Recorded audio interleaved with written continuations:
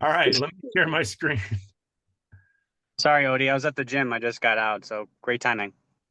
Perfect timing, my You're gonna friend. crush it. All right, can you guys see my screen? And for those of you on video, please Yeah. come on video. If you're not on video, we got to raise the roof. Raise the roof because we're raising consciousness. Woot woot. A lot of people are walking around with their head down, but we're raising the roof, raising consciousness. We might as well have a dance party up in this mother. Yeah, baby. So let's get Hell into it. yeah. Hells to the yeah, baby. So let's have some fun. I see the snake picture there, Phoenix. Thank you for sharing that. All right.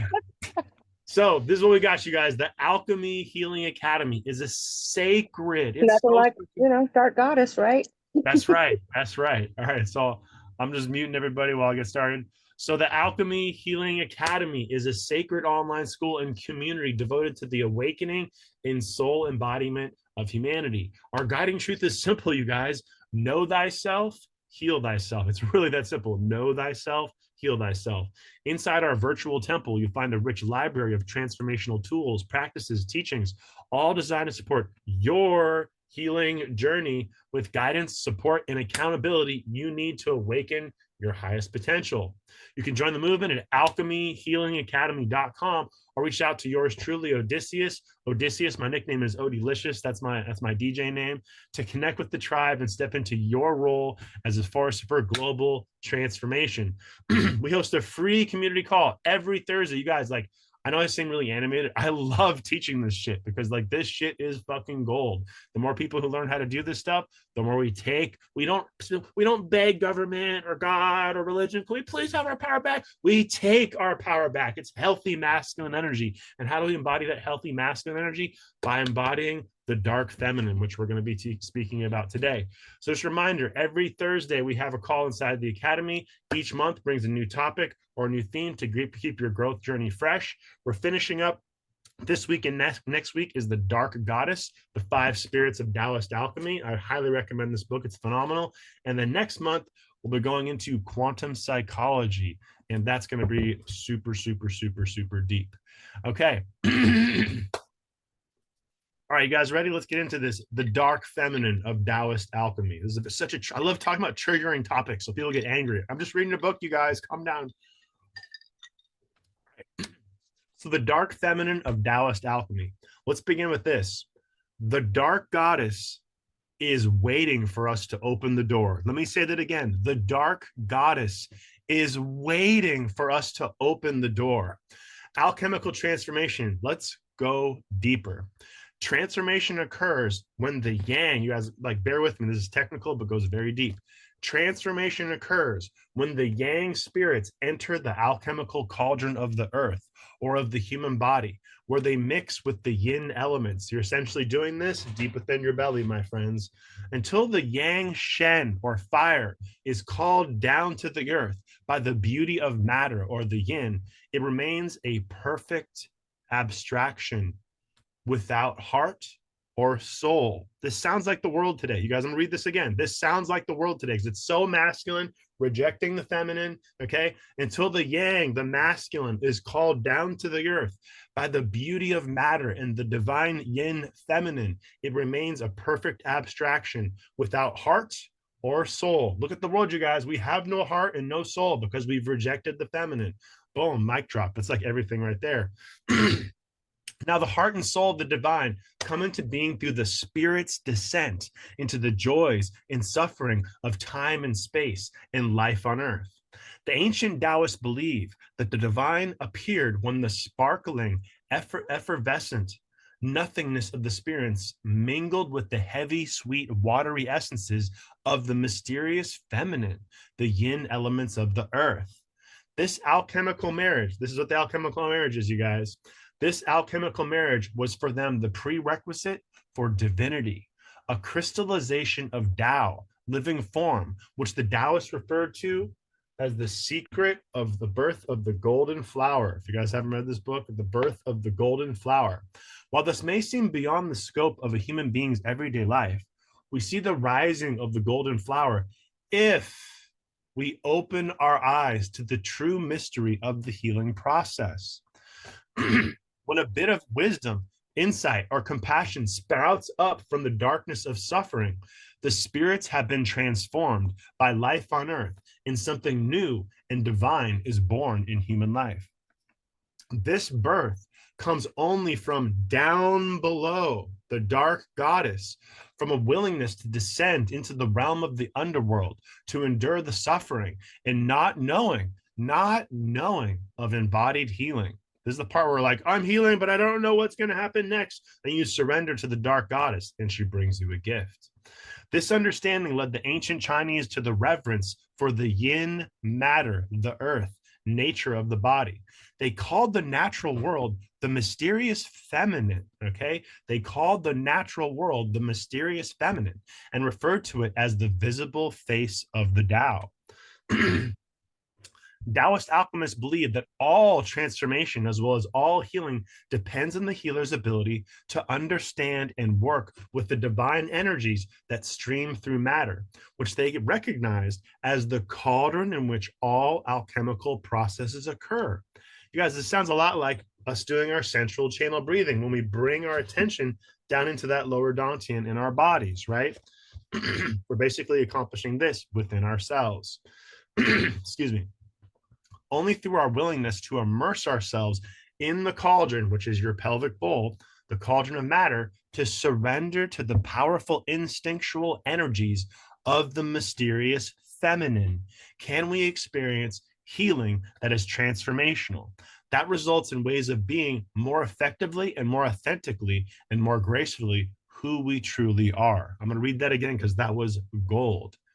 Only through our willingness to immerse ourselves in the cauldron of matter, to surrender to the powerful instinctual energies of the mysterious feminine, can we experience healing that is transformational, that results in ways of being more effectively, more authentically, and more gracefully who we truly are. So we have to stop rejecting the divine, dark, feminine goddess. We have to embody her.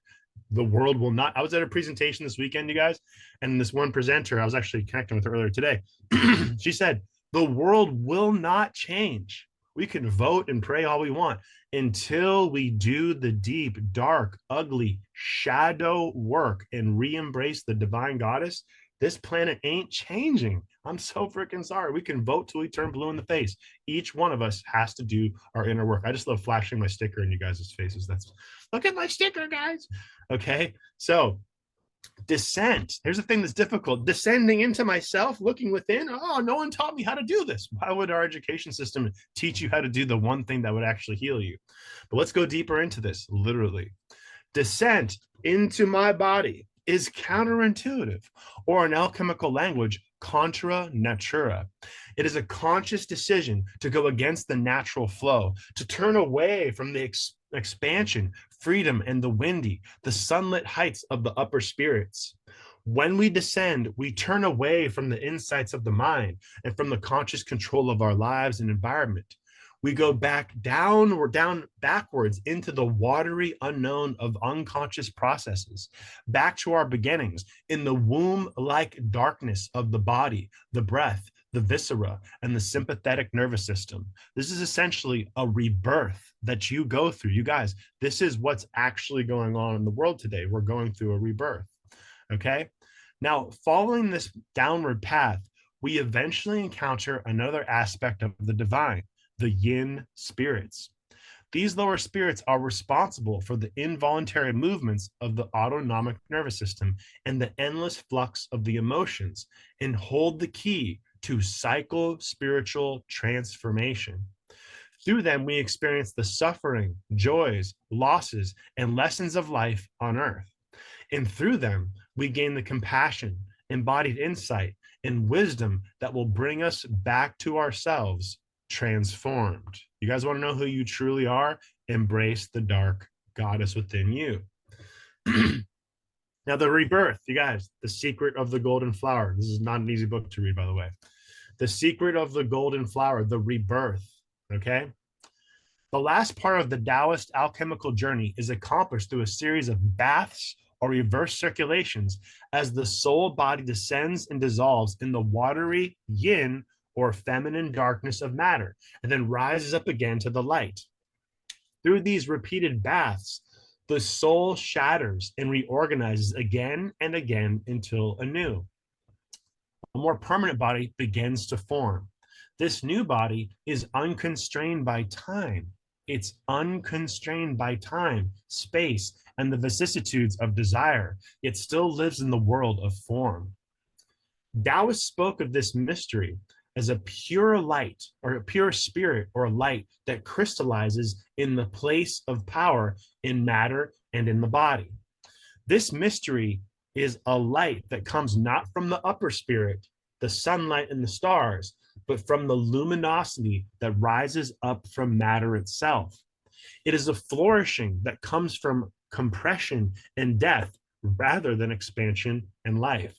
The lower light appears only after all other lights have gone dim, after the spirit has buried itself in the dark tomb of matter, and the vaporous soul has dissolved again and again in the waters of chaos. It appears after the yang spirit, okay, the yang masculine spirit that was once bright and active, and initiating becomes dark, yin, inert, and receptive, which is the feminine. It appears only after the light of consciousness has willingly sacrificed itself to the darkness of matter. Willingly sacrificed to the darkness of matter. Then the ultimate mystery, the secret of immortality and freedom, is revealed. And the dark goddess, who in the end takes all, at last gives something back. While natural birth results in the creation of a new being in a living material form, the alchemist has an unnatural birth that results in the creation of a being of living light. This is also known as the Illustar, the star within man. Now, when the yang becomes yin and the yin becomes yang, like I said, I'm just showing my sticker off a lot today, you guys. So I'll say it again. When the yang becomes yin and the yin becomes yang, the lower light becomes the initiating fire as the goddess gives up a bit of her vital, life-giving potency, the virtue of the receptive, to reignite the vitality of the fallen spirit. And through this alchemical union, a new light rises from down below as an eternal, ever-changing body of pure spirit is born from the darkness of matter. Taoist alchemists referred to this crystallized light body as the golden flower. The golden flower. This precious secret flower is a new kind of consciousness that rises up spontaneous from down below. What we're teaching you guys, this is like the real work. This is how you really, really actually do the work. Everything I'm saying doesn't mean crap unless you're doing the meditations, unless you're embodying what I'm teaching. But I'm giving you guys a roadmap. So let's keep going into what's called the 5 elements, because that's essentially what this is all about. The 5 spirits, the 5 elements. So 5 elements define. The law of the 5 elements represents the cycles of the natural world and of organic change. Organic change is repetitive. Its overall patterns follow circuits that are predictable. Water nourishes wood. Wood nourishes fire. Fire nourishes earth. Earth nourishes metal. And between metal and water, this is where the dark goddess is, deep in the underworld, dead matter is devoured, decomposed, and revitalized by the dark goddess, then sent back into the wheel of life. And so, through the infinite potency of the mysterious feminine who never dies, the life cycle goes changelessly round and round. Like I said, you guys, this is like a very deep subject. Okay, so we have the 5 elements here, and we got a couple of the pictures we're going to show you guys too. Now, what is this inner work? This inner work. The original alchemical texts were intentionally written in obscure language to make sure the powerful practices that they described did not fall into the hands of the wrong people who had misused them to further their outer ambitions rather than their internal spiritual development. The obscurity of the language was meant to protect the secrets, but also to provide a psychic labyrinth of symbols, riddles, and poetry that engages the reader with the text in a slow, a gradual, and an embodied way that is, in itself, a spiritual practice. When I first came across the idea of turning the light in one of my favorite Taoist alchemical texts, The Secret of the Golden Flower, right? I was intrigued but confused. Initially, I skimmed over the phrase, mistaking it for an antiquated, meaningless reference. However, seeing the idea repeated in a variety of ways in multiple texts, I grew determined to decode the message. Remember, like that right there, you guys? I'm always telling you, I'm teaching you the same thing over and over again. I'm teaching you the same everything, every single call. I'm teaching you the same thing. It's all within you, but it's about doing the work to activate this golden flower, this energy held within you. And even she says it right there. She kept seeing the same thing. That's what I've noticed too. I'm seeing the same thing written over and over again in different ways. Stay with me. If it doesn't make sense right away, just stay tuned and keep doing the work, my friends. And do the meditations right here. After many years of meditation, I came to understand that this phrase contains in shorthand form an essential clue to understanding the alchemical project. The light referred to in the Taoist text is an effervescent gleam of what's called the true gold. It is the igniting fire of spirit that sparks like starlight in the eyes of a healthy human being, the illumination of self-awareness that waits for discovery hidden deep in the heart of matter. For alchemists, this consciousness or spirit within matter is not an invisible abstraction, but an emanation of the divine that we can perceive when our hearts are open and receptive. And having your heart open and being receptive is a feminine trait, you guys. Versus closed, I'm in control, not going to listen. Nope, nope, nope. You're my masculine. No, no, no, nope, not listening. Nope, closed. Nope, nope. Got to open your heart. Got to be receptive, right? So every human being is born with this light. And no matter how far you have fallen in life, you always have this light. You see it looking back at you from the eyes of an infant or from the loving gaze of a friend. The light has the power to awaken conscious awareness, yet the tremendous spiritual potency of this light seed remains dormant until a person makes the critical decision to cultivate it. The Taoist text emphasized, this is a key point, you guys, if you're taking notes, the light is easily stirred and hard to stabilize.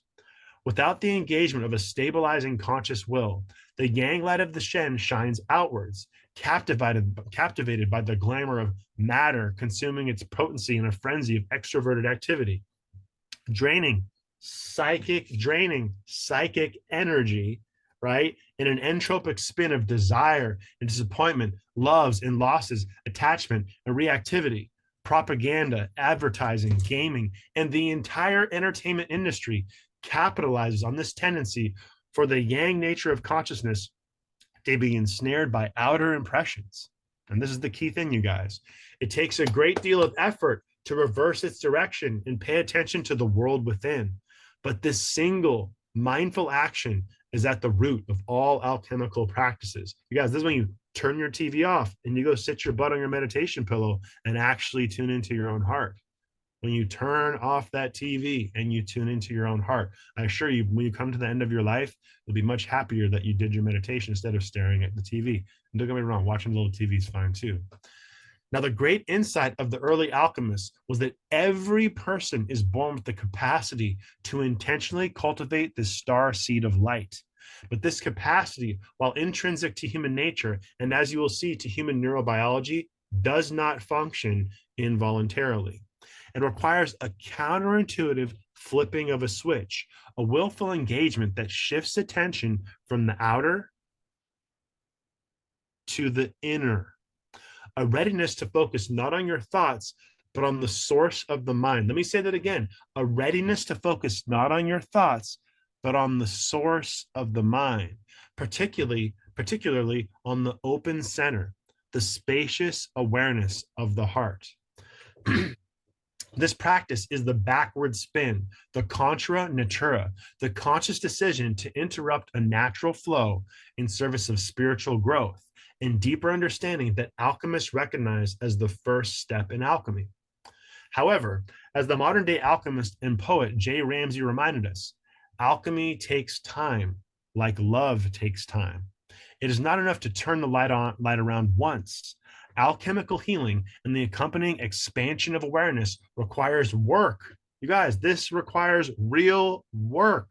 We live in a society where, like, I can click 2 buttons and a pizza shows up. I can sit there and swipe on dating apps all day. Oh my God, you're ugly, you're pretty, you're ugly, you're pretty. It's like this is not like that. This is like real, like making $1 million is easy. Doing this is real work. So let me say it again. Alchemical healing and the accompanying expansion of awareness requires work, and there is no pill that you can take that will do the work for you. Darn it. I thought I could just take a drug and just be happy, right?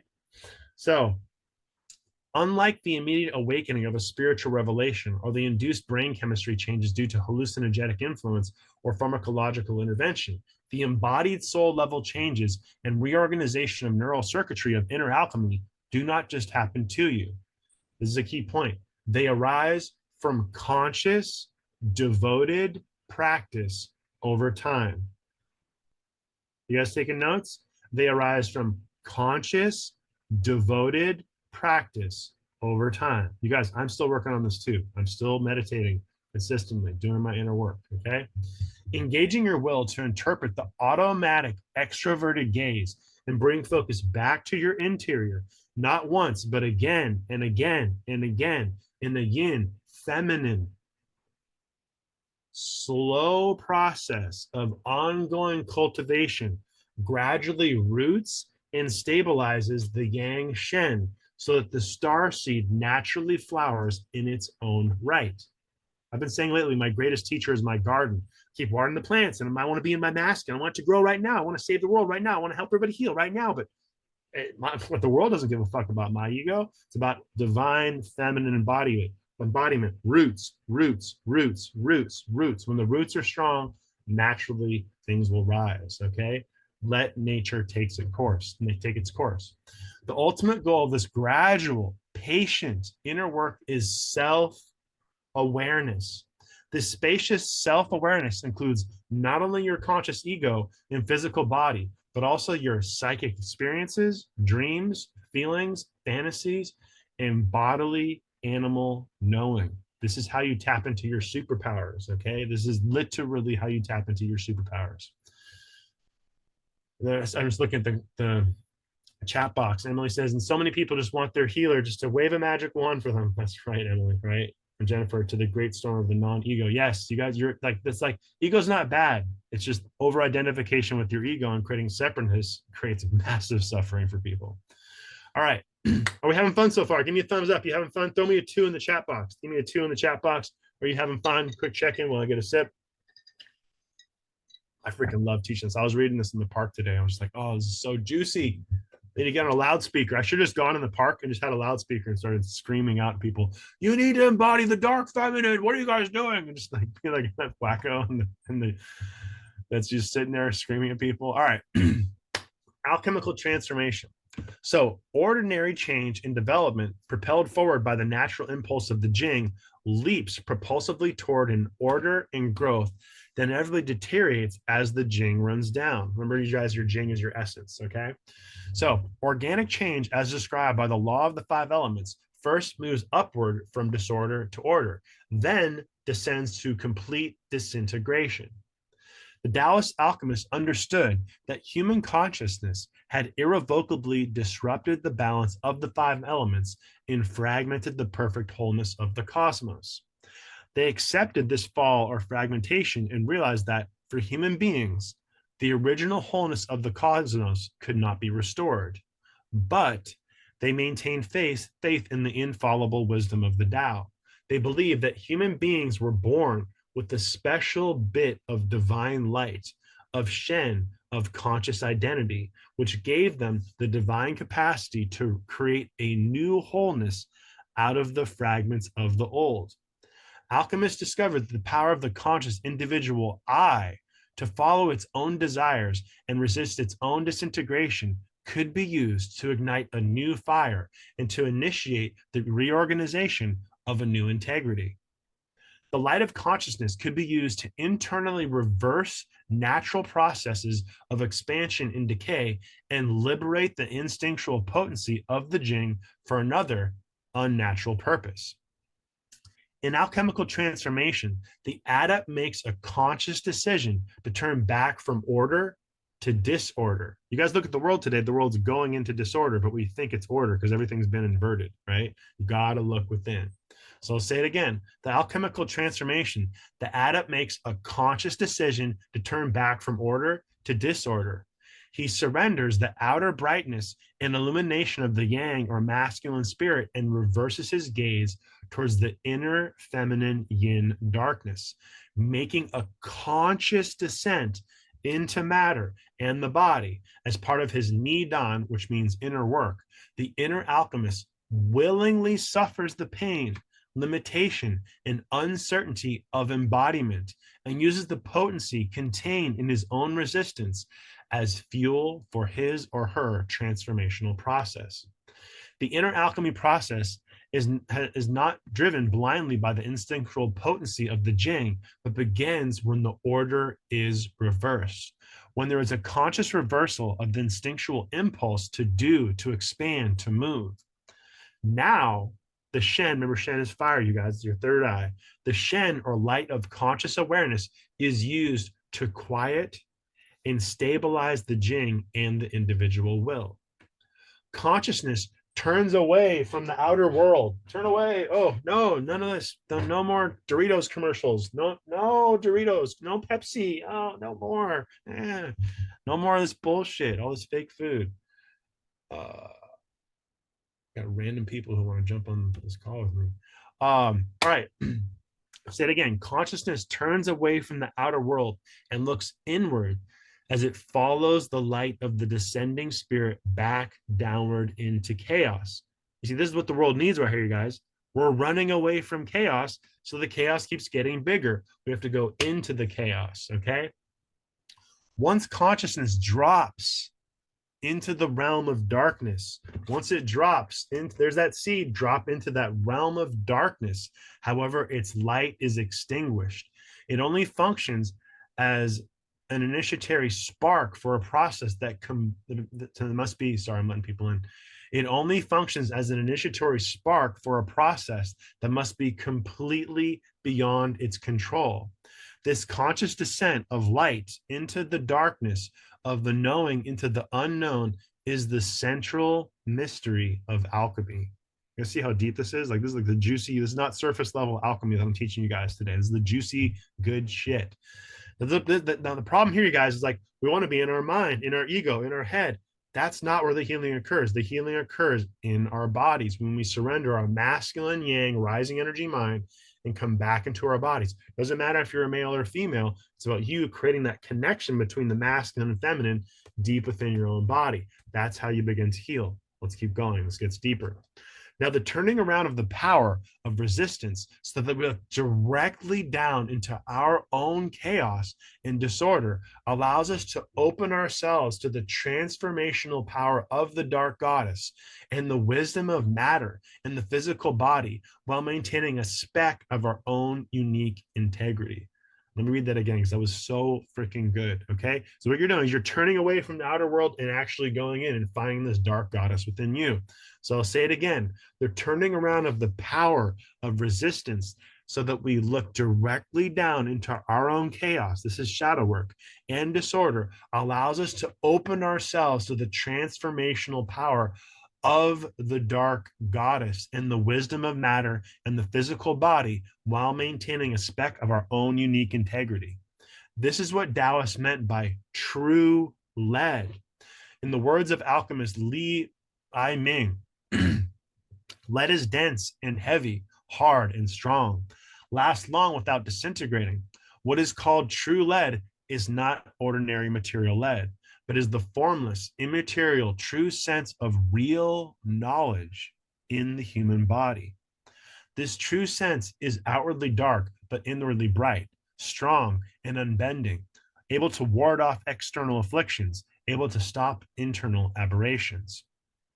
It is symbolized by lead, and so is called true lead, because its light illuminates the myriad existences. It is also called the golden flower, because it is the pivot of creation. It is also called the North Star, because it conceals light within darkness.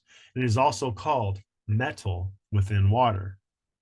You guys see this picture here, right? So like right now we're in spring season, okay? Right? This is spring, summer, late summer, fall, and there's this space called the mysterious past between fall and the deepest part of winter, and this is the realm of the dark goddess. the way that it explains in the book, it's like, you know, like you plant your seeds here and then you reap the harvest here. And like, did you prepare enough to go through this mysterious pass? Okay. And this is like literally living in harmony with nature, essentially. Okay. And we'll come back to this picture. Now, the transformation process itself happens independently of the yang conscious will or awareness.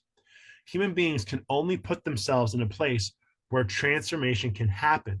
After that, there is nothing more to do but hold steady and wait. At this stage, the yin qualities of faith, devotion, and patience are most important. This is the part where like your ego mind, let's say you guys might be struggling with this right now, because your ego mind is logical. I'm going to figure this out. I have to figure this out. If I put this here and I move this here, I'm going to figure it out. I'm going to figure it out. I'm going to figure it out. It's like, that's your masculine mind. Just fucking surrender. Just surrender. It's like, open up your heart and just let the universe take you. That's what the message is here. That's so hard because your ego, yang, masculine mind wants to move things around. Just let the muddy water settle. Just let it settle. Let it settle. And that's the part where I said right here, at this stage, the yin, feminine qualities of faith, devotion, and patience are so important. Can you just let the muddy water settle? You have to stir it up again, right? To control it, right? So, and you guys, this is not my opinion. This is my interpretation of all these studies, okay? So alchemical transformation requires the interception of some source that can redirect the power of instinctual drives and reverse the movement of natural energetic systems. It requires an initiatory impulse that can spark a new engine powerful enough to reverse the energies of the goddess. It needs a force that is not only able to face these potent energies, but also willing to sacrifice itself as it descends back down to the source, to the soup of creative chaos that swirls without beginning or end in the belly of the underworld. So you right here, you guys, this is what we're talking about, the mysterious pass. Paradoxically, the cure is in the poison. The only force potent enough to prepare the way for this reversal is conscious awareness, exactly the same force that caused human actions to diverge from natural law and caused the shamanic dilemma in the first place. This force is the spark of the upper spirit, the Shen, the most formless, active, fiery yang aspect of qi. For the Taoist alchemists, consciousness was the tool that allowed human beings to redirect the driving force of the instincts. The purpose of consciousness was to function as a spark that could ignite the fuel of the alchemical engine of reversal. Okay. Once the engine has been sparked, the alchemist could ride the dragon. Who likes dragons? Put a 3 in the chat box if you like dragons. I thought I'd throw that in there for you guys. Because then, as I always say, it's like go into the cave, face the dragon, get the gold. Go into the darkest, ugliest cave, the ugliest parts of yourself. Face the dragon, get the gold. Got a few dragon lovers in here. Love it.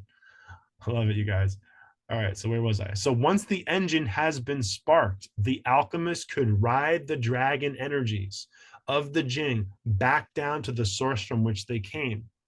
Once the instinct driven will no longer push the system toward a flourishing that inevitably led to disintegration and death, the Jing could be used to power the great work of reversal. In this way, alchemists learn to use the waters of the goddess to turn back her own tide. Okay, this is when you're doing your central channel breathing. This is a very deep way of explaining when you're doing central channel breathing, what is happening. Okay. Where was I? So using consciousness to spark the alchemical engine opens the way back to the source of life.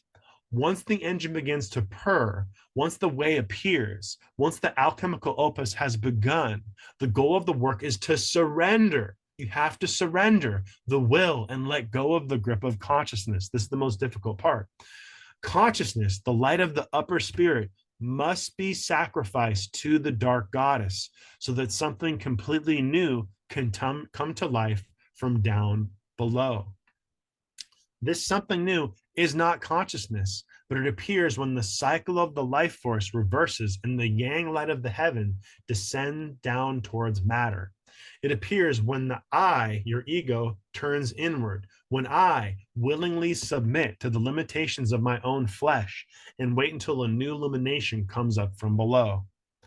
This new illumination is the light of the soul. Let me say that again. This new illumination is the light of the soul, or what Taoist alchemists spoke of as the light of the five spirits. Okay, this is what we're talking about. Real when people like going to doctors, therapists, pharmaceutical drugs, nothing's working, nothing's healing, and they just surrender and they trust the universe, and somehow they miraculously heal because they stop trying to control everything. Now, the five spirits add a new dimension to the endless round of the shamanic circle. Their appearance signals a shift from the horizontal limitations of the life cycle. The breath body's movements do not follow the cyclical rounds of the goddess, but go up and down. You guys, this sounds like central channel breathing. Hold on, they go up and down. This is weird, right? So let's start it again. So their appearance signals a shift from the horizontal limitations of the life cycle, which sounds like a Newtonian particle versus a wave. The breath body's movements do not follow the cyclical rounds of the goddess, but go up and down between the two poles of spirit and matter. In this way, the energies of the soul initiate the spiraling motion that permits the upgrades of transformation. You know, I'm always teaching you guys central channel breathing. This is why it's so important, because you're shifting your access of awareness to above and below versus past and future. Literally, you will not age as quickly if you continue to practice enough. You will become a Taoist immortal. Well, these are the beginning stages. But the appearance of the soul body is not the final stage of the transformational process. The soul is an intermediary form and is still susceptible to the pull of entropy and the forces of nature. With the appearance of the soul or vapor body, Taoists found a new way to bridge the broken gap between the above and the below. But they had not reunited the opposites of yin and yang, earth and heaven. They have not resolved the paradox of order and disorder or transcended the endless rounds of life and death. The secret of the one that is also two, the unity that can shatter and still remain intact, has not yet been revealed. Okay, well, let's keep going. Quick check-in. Give me a 5 in the chat box if you're having fun. You learned some good stuff. I know this is really deep today. It was like the deepest of deep. Going to the bottom of the ocean and finding precious gold in the bottom of the ocean. It's quite delightful. Yes, yes, indeed. Are you not entertained? Beautiful. Thank you for the 5s. Give me those high 5s, baby. All right. A new consciousness. A new consciousness. This new consciousness, imagine you guys have done the work. You've connected with the depths of your soul, and you're now starting to like awaken to your true divine nature. This is why we were born, you guys. None of the shit on the news is telling you the truth. It's all within you, my friends. So, high 5, Samantha. I appreciate it. This new consciousness incorporates both ancient and modern forms of awareness. It recognizes but does not blindly follow the instinctual body wisdom of the shaman. It honors but does not get swept away by the psychic symbols and images of the alchemists. It maintains a capacity for self-reflective thought and analysis, even as it recognizes the mystery of the unknown. In this way, the new consciousness calls the spirits back to the realm of matter, but rather than submitting to these potent energies as human consciousness did in earlier times, it begins to come into a self-reflecting, individuated relationship with the divine. It allows us not only to unite with the mystical light that flows through the material world, but also to consciously see it. This is such delicious wisdom. Now, some mystics and philosophers say that this consciousness is dependent on the lighting up of previously dormant psychic structures or the opening of the chakras, especially the crown or 7th chakra located at the top of the head, just like when we do our chakra meditations. Now, others say that it entails the reactivation of an intensified activity of actual physical structures, such as the pineal gland located at the place at the center of the forehead referred to as the third eye. More recently, researchers in brainwave function have suggested that this mind state comes about. This is really powerful right here, what I'm about to say.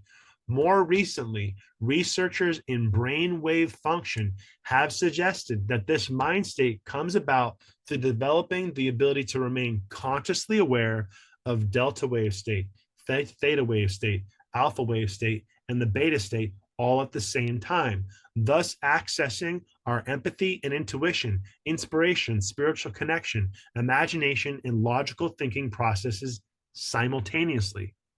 I believe this new consciousness is what the Taoist alchemists meant when they spoke about the mystery of the golden flower. It is the crystallized light of a reborn consciousness that rises from the matrix of our bodies. This is gold. And now to read that paragraph, you guys, for those of you who have read my book, give me a 4 in the chat box if you read my book. Really, really, it's good for my ego to hear that. Is that I mentioned in my book the different brainwaves. And so I said years ago before reading this book that a truly healthy and conscious being could actually, like changing gears in a car, move through those different brainwave states. And so this amazing lady is saying a very similar concept, that your true awareness, just like that paragraph says, this is true gold, understanding the different states of mind and be able to move through them effortlessly. Just like we're talking about alpha, delta, theta, and beta brainwave states, you can move through them fluidly. That is a sign of a very healthy individual because they're conscious of those different states and the frequencies that they are associated with. Just want to touch on that there. So I'm like reading that, I'm like, that's what I wrote about in my book 5 years ago. This is no joke. Let's do a little bit, we'll do about 5 more minutes and then we'll do some Q&A and some meditation. We'll finish this up next week. So moving through the Ouija, okay? Like a Ouija board. That's not a Ouija board. Okay, at this critical point in human history, moving through Ouija means finding a way to reintegrate the realms that dualism split apart, not by turning back to an outmoded wholeness, but by discovering a new, more complex integrity. It means developing a new way of honoring the spirit that animate the energies of life on our planet so that we consciously recognize and relate to them, not as disembodied entities, but as aspects of the divine that exist here and now in our being and in our daily lives.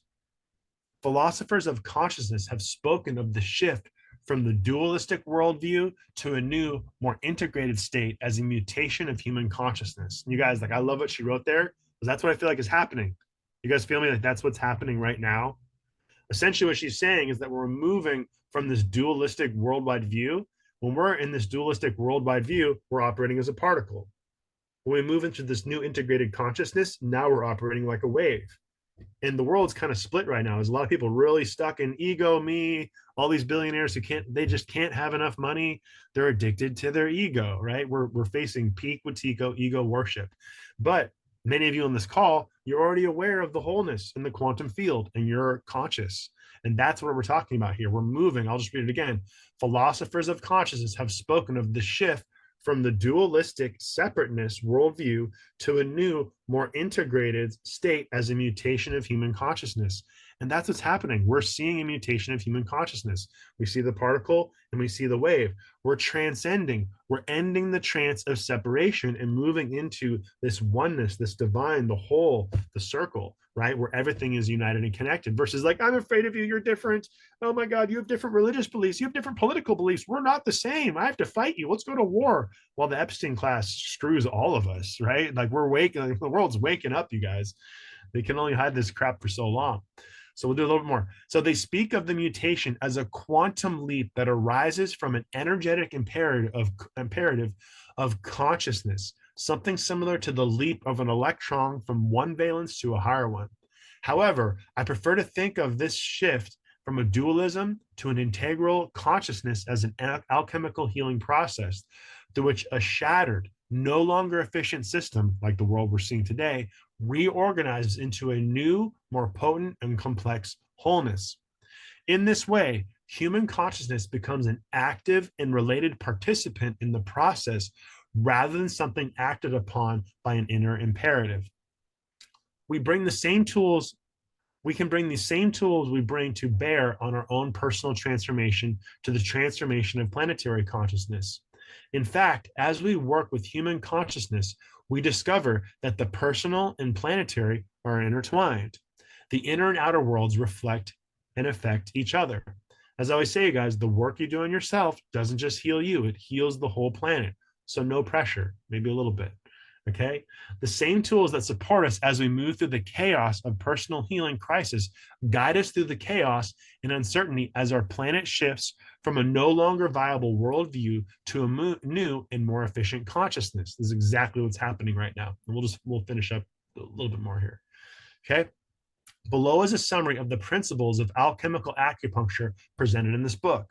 These principles are universal. They can help us discover ways to move through our personal impasses and to weather the storms of Ouija as we collectively reorganize our shattered dualistic consciousness, right? I'm separate from you. Your religion and your government ideas are bad. Yeah, I'm separate from you. Let's go to war. So dumb. While the principles each relate to one particular stage of the transformational process, they are also synergistic and help give each other more power at any point in your journey. So we'll go through these 8 points and then we'll finish here. So the 8 principles of alchemical acupuncture. Number 1, look for opposites. That's how you transcend duality. Look for opposites, treasure the contradictions, and prize the paradoxes. Number 2, consciously surrender the impulse to do. Doing is masculine, being is feminine. Doing is masculine. I have to do stuff. Being is feminine. So consciously surrender the impulse to do, right? Hold the tension of opposites until a third. See, here's the tension of opposites until a third possibility or new possibility emerges spontaneously from below, from the body, from the unconscious. Hold those 2 tensions and boom, the third one opens up. Become familiar with the nature of the cosmos. Let me say that again. Become familiar with the nature of the cosmos. Follow the life force. Let the heavy fall and the light rise, but tether the yin and yang and the yang to the yin. I like that one. Use skillful means. Don't block or push the river. Like the Tenzo, leave nothing out.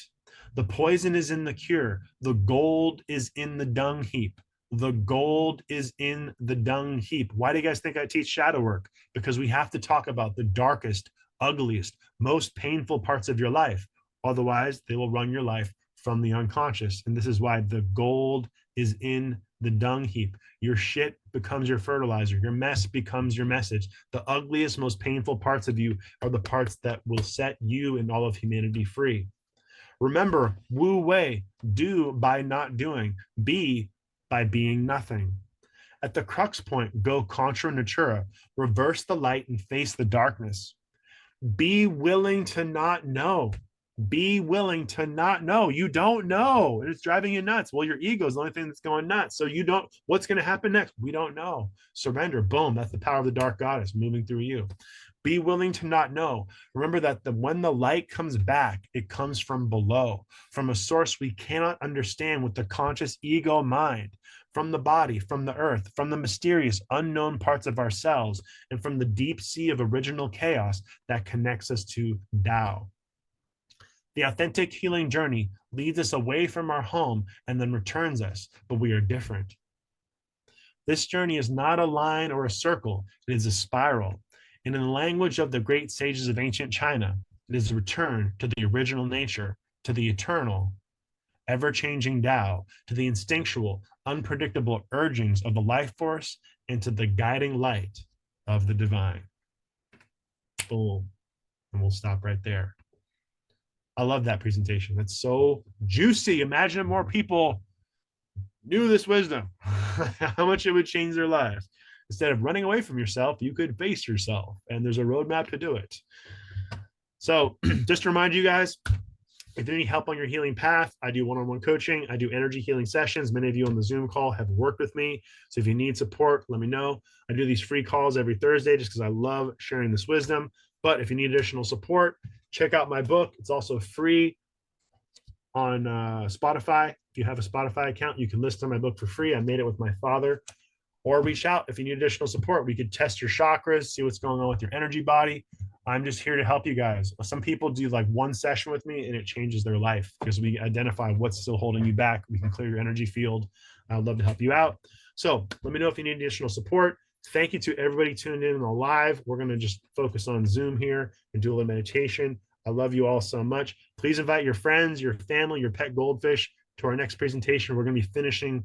We got a little bit more to go in this dark goddess stuff next week. So peace, y'all. Catch you on the flip side, and then we'll do a little meditation. Let's do actually a little Q&A. Anybody want to share any thoughts from that presentation? And then we'll meditate. When I say dark goddess, are you triggered? Because I get women that get pissed at me. Like, are you talking about the dark goddess? What's the... It's like, no, I'm just reading a book. Like, this is some lady got pissed at me last year. It's like, what about the dark masculine? I'm like, I'm reading a book, lady. I'd love to hear your feedback. Jennifer. Yes. So I like the part about talking about the light in the eyes.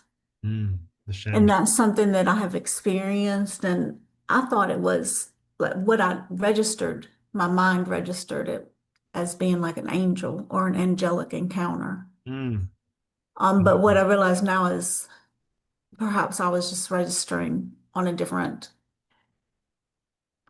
way, a different.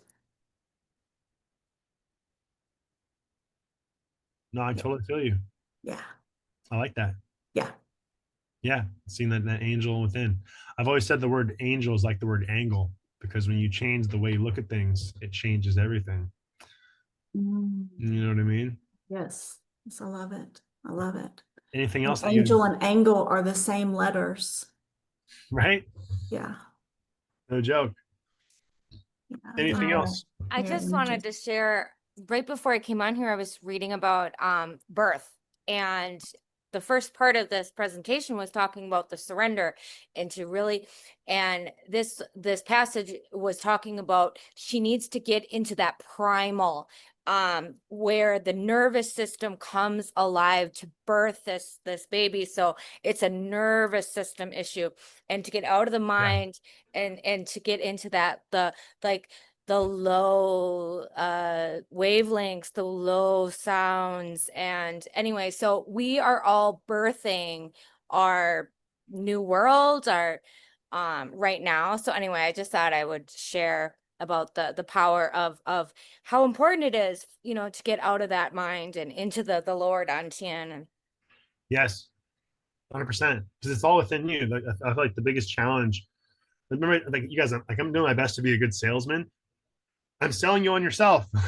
It's like me, it's all within me, but no, it can't be. It's like people are so disassociated. They're so afraid. They've been so beat down to have this false ego and still stuck in dualism and separateness. And like, ultimately, guys, it's like, I know many of you on this call, you're already doing your inner work, but like, that's the real key here, is like taking this wisdom.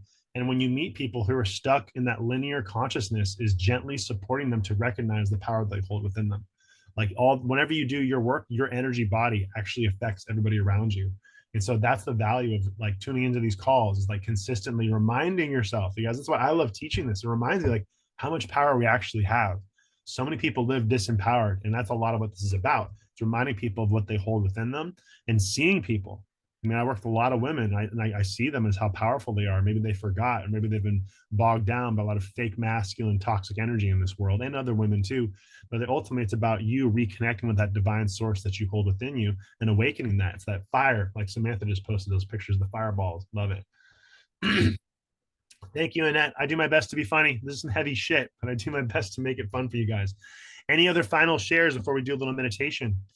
Yeah, I just wanted to say something really quick. Because I didn't mean to be late today and dragging, but I'm glad I caught what I caught, because I jumped in at the point where you were talking about, I don't remember exactly what you were saying, but you were talking about how like healing treatment can be, treatment has, often a lot of the healing that has to be done, like you gotta like, it's like a poison, so you gotta like, and so of course my ears perked up to that, because it just made me think, yeah, that's like actually the truth on like every single aspect of reality, where you've got both sides like of this healing, like healing often does involve poison, and it's not just on the metaphysical side, and that spiritual body side, where you have to incorporate the stuff that's going to, because that's a poison is an agitator. It's also on the physical side of things. So once upon a time, when our medical doctors practiced ethically, they all understood that.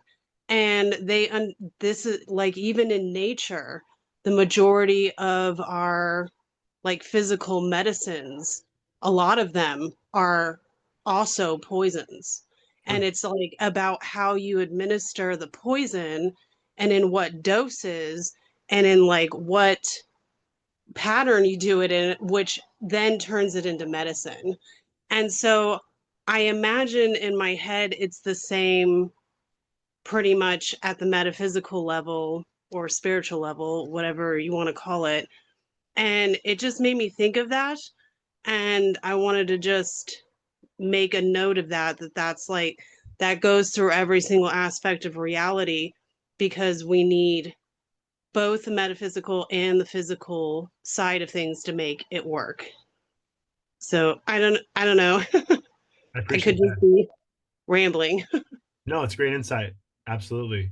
I mean, like it's one of those things, like in my book, I say the path is the medicine. And like so much of our society is about running away from pain, just feel good. Or like the fake spiritual people, like everything is love and light. Just don't look at anything bad, because then you're going to keep manifesting it. It's like, no, you got to actually go into that space where, like I was saying earlier, you got to go into the dark cave and face the dragon. And the dragon is really just an aspect of yourself. It's an illusion.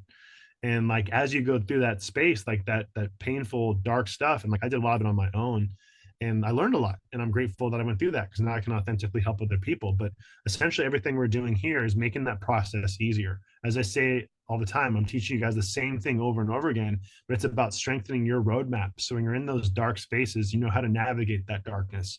You know that things are going to come up, but those things, even though like there's this one teaching on like feeding your demons exercise that I've done with a few of you. And it's about facing those demons, but ultimately the demon is a suppressed emotion. It may seem ugly, but then when you love on it, it completely transforms. And that's the part where like the poison actually is the medicine, but those ugly spaces, because that's shifting from duality to oneness and wholeness. But thank you so much for sharing that, Sarah. Pops, did you want to share something? Oh, yes, I just wanted to add that when we talked about Paul Levy and Wetiko, that the Wetiko actually has the medicine in the disease, in the sickness. Yes. And it's interesting how that works, in terms of our duality and our plurality. I just think that that's, that in the disease is the cure, which is part of, whatever titrations or combinations of things that are the secret alchemies that are around us. I just wanted to say that real quickly. Thank you. Yeah, thank you for bringing up Paul Levy, because he does talk about that. That's like Wetiko is here. It's the psycho-spiritual mind virus, the ego virus. But the more of us that actually recognize this virus, we can create the healing from it. So it's actually on some level here to awaken us too. So thank you for sharing that. If you guys haven't read Paul Levy stuff, I know in December we usually go into Wetiko, and we'll do it again this year too. All right, let's do a little meditation and finish up. As I always say, I talked about central channel breathing in the presentation again today. So let's do about 10 to 15 minutes of meditation. We'll do some central channel breathing, and then we'll do how about we do some chakra meditation today too, as we talked about that. So you guys have all been here before, so I don't need to explain everything. But like I said, we'll start with central channel, then move to a little chakra meditation. So just put your phone away, put everything else away, and just be with your body. I'm going to grab my little timer here, and then we will get started. All right. Go ahead and take a nice big inhale. Exhale down into the earth. Inhale from the earth into your belly. Exhale into the heavens above. Inhale from the heavens into your belly. Exhale down into the earth. Inhale from the earth into your belly. Exhale into the heavens above. Inhale from the heavens into your belly. Exhale down into the earth. And just keep that rhythm going at your own pace. But hold all of your awareness in that space deep within your belly, that lower dantian, just a couple inches below the belly button, deep within your belly. And as you inhale, imagine you're charging up that space deep within your belly. And see if you can hold your attention and awareness in that space. If any thoughts arise for you, just imagine they're like clouds in the sky. Just let them blow away with the wind and keep bringing your attention back deep into that belly space. Keep charging up that lower dantian with the inhales. And with the exhales, imagine releasing any energies that do not serve you, any limiting beliefs, any stories or stagnant emotions. Just use those exhales and release them up to Father Sky or down into Mother Earth. And just keep moving that energy up and down that central channel while holding your attention in that lower dantian space.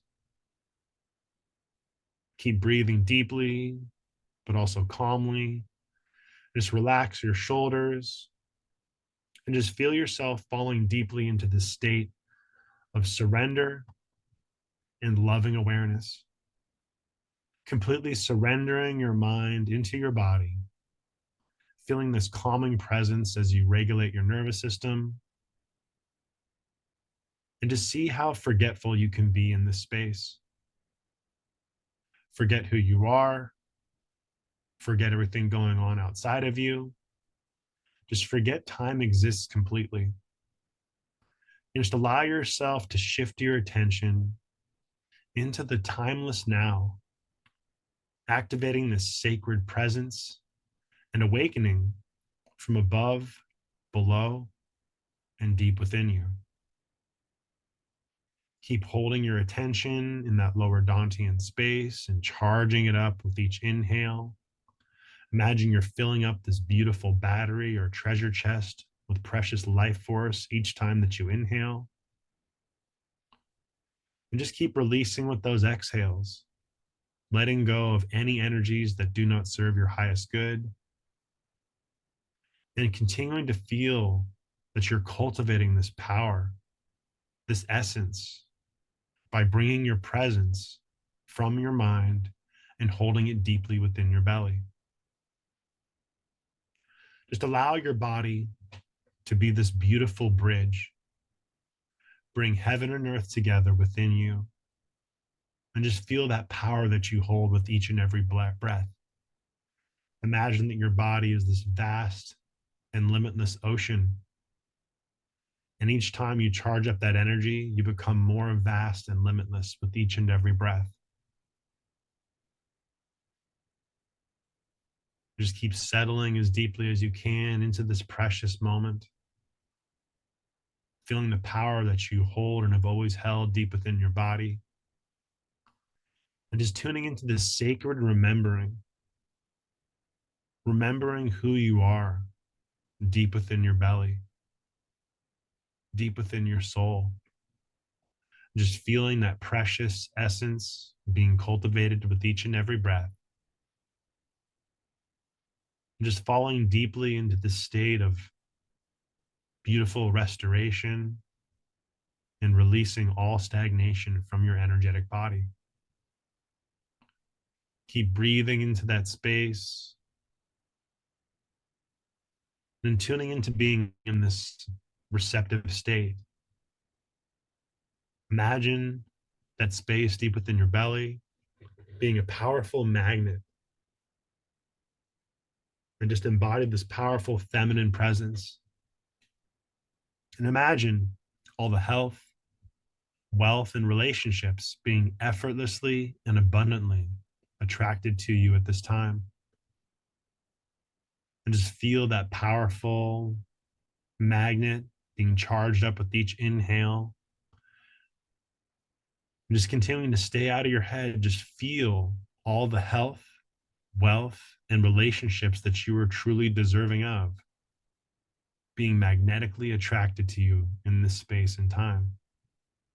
And just feeling that energy, breathing into it, feeling it deeply in your soul. You are wealthy, surrounded by people that you love, and you're so healthy. And just feeling this deep state of abundance from within you. Just breathe into that experience. Don't try to conceptualize it, but feel it throughout your nervous system, holding your attention in that space within your belly. Just continuing to breathe and clearing out your central channel, clearing out all of those chakras. And we'll do one more minute of central channel breathing. And in this final minute, tune into this powerful image of a tree.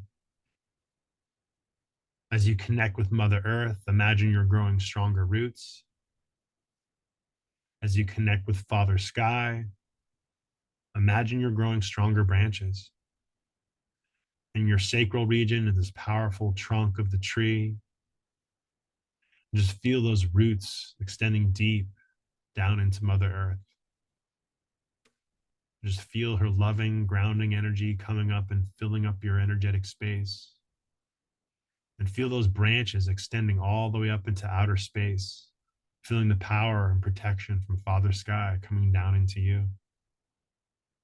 And just keep holding your attention with that wood element, with the energy of the tree, the quintessence or fifth element.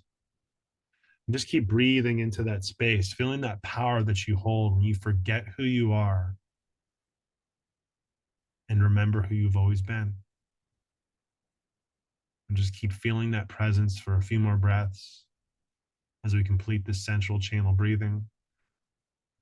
And as we move into the chakras, I'd like for you to continue to breathe in the same way, charging up each chakra with the inhales and releasing with the exhales.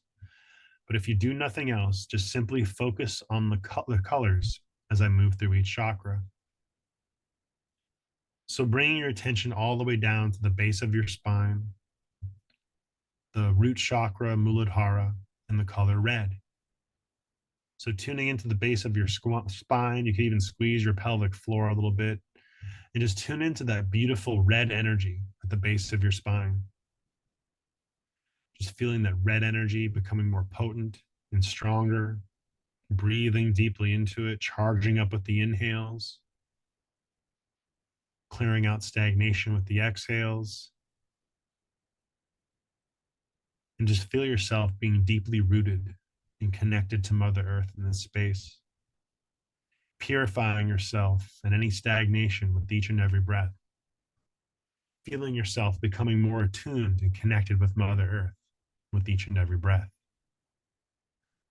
And just tuning into those energies for another breath or two, and just tuning into that beautiful red energy at the base of the spine. And then gently moving your attention from the root chakra up to the sacral chakra, Svadhisthana, and the color orange.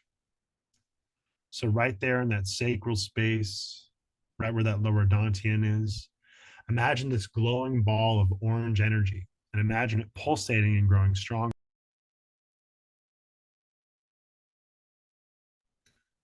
Keep breathing into that space, tuning into that beautiful orange light deep within your belly in that sacral space.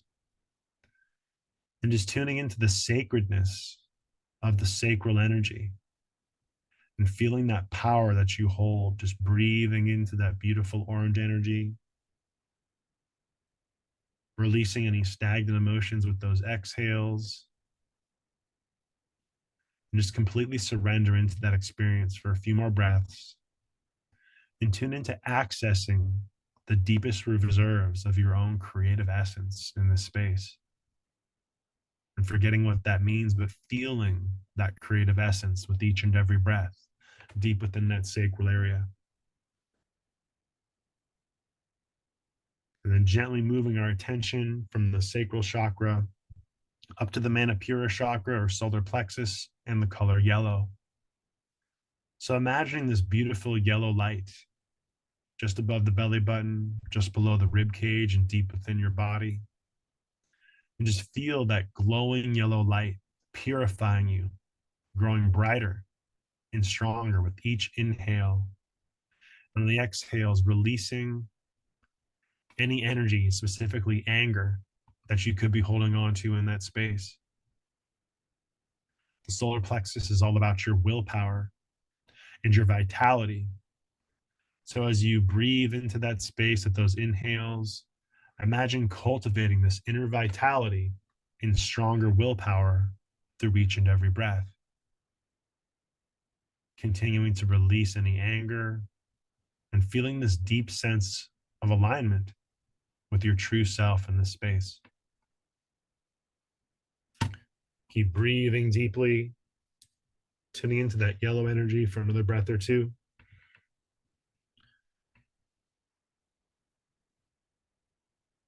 And then gently we'll move our attention from the solar plexus chakra up into your heart chakra, anahata, and the color green. And as we work with the heart chakra, I would like to gently ask if you feel called to place one or both hands over the center of your chest and just tune as deeply as you can into that heart space, just feeling that glowing ball of green light becoming more energized and stronger with each and every breath. And just see how deeply you can just be with your own heart in this space. Maybe tuning into the energy of forgiveness, forgiving yourself or possibly somebody who may have hurt you in your past. And as you tune into that heart space, imagine your heart opening up, maybe just a little bit more in that space. I like to imagine a flower that's blossoming and opening up in the morning sun. And just tune into possibly like a green rose in your heart space and feeling that green rose just opening up, releasing any blockages you have in your heart to giving or receiving love. And just feel the power of your heart being open, being authentically loved the way that you deserve.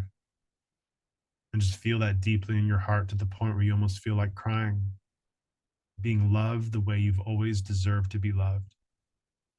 And just feel that loving presence in your heart space and just tune into that for another breath or two. Just feeling this deep sense of inner trust and knowing your worthiness of being loved in this space. And just breathing into that heart for another breath or two.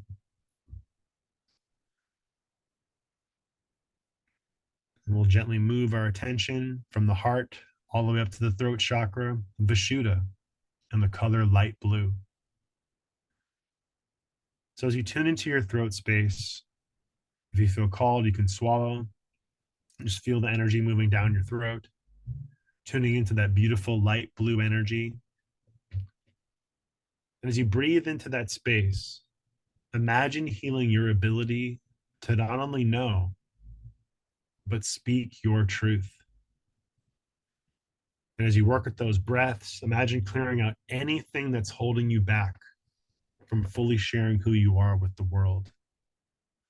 Just breathing deeply, releasing any stagnation or blockages in that throat space. And just feel this openness and delightfulness as you work with that beautiful throat chakra energy. And just tune into the power that you hold to speak and articulate your truth with the world. And just breathe into that space for a few more breaths, holding your attention in that throat chakra area. Nice big deep breaths. And then gently moving your attention to the third eye chakra, Ajna, and the color dark blue in the very center of your head.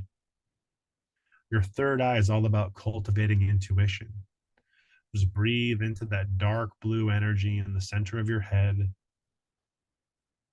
And as you tune into that space, imagine tuning into your own psychic awareness within that third eye, staying focused on that blue energy in that space, feeling it pulsating and growing stronger with each and every breath, and clearing out anything that could be blocking you from fully tapping into your intuitive potential.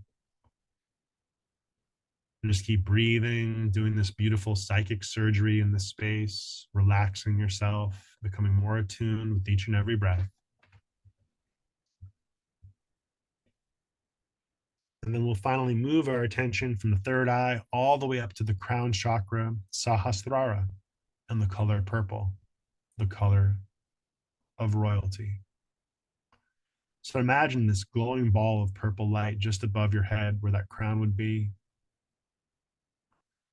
And as you breathe into that space, just tune into this powerful cosmic consciousness. Imagine connecting to your highest self, whether God or source energy, and imagine that energy pouring down into you from above and just fully trusting that. Just tuning into that cosmic purple energy and just feeling that divine energy just pouring into your being. And just surrendering into that experience for a few breaths here.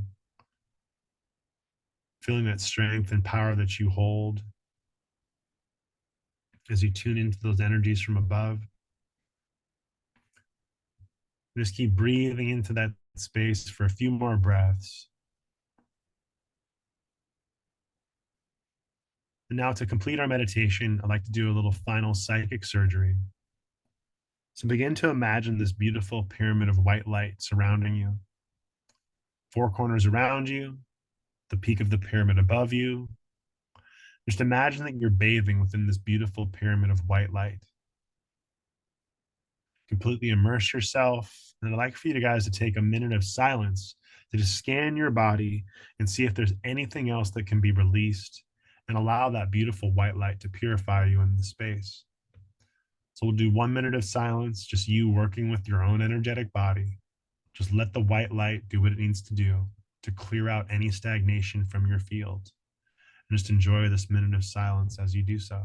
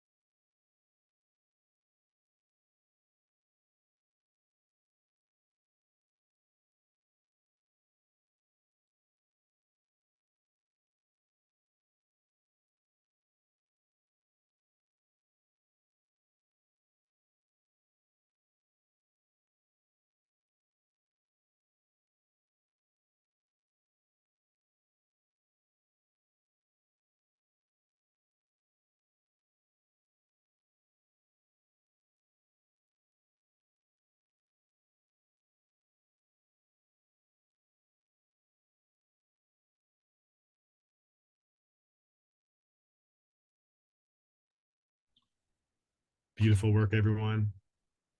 Gently coming back to reality. It's funny, I literally just checked my phone as we were coming out of that, and one of my new clients just texted me. She's like, "This central channel breathing is like magic." I was like, I thought that was funny. So powerful, you guys. As always, thank you so much for tuning in. I'm truly honored to teach this wisdom. You guys, I love teaching this stuff, as you guys know, and I really am grateful for every one of you guys tuning in and listen to me share all this banter of alchemical wisdom with you guys. Hopefully you'll entertain today. Always a pleasure, my friends. And a reminder, keep doing the work, you guys. The world is changing. The deeper we go into the darkness, the more it reveals the light. And that is all within you. So I thank you all so much once again. See you next week. We got one more week of the Taoist 5 elements or 5 spirits. And then we'll be diving into quantum psychology next month. So thank you. What's up, John? I see you. Thank you, Ody. Thank you, Jenna. Take care. Love you guys. Toodaloo.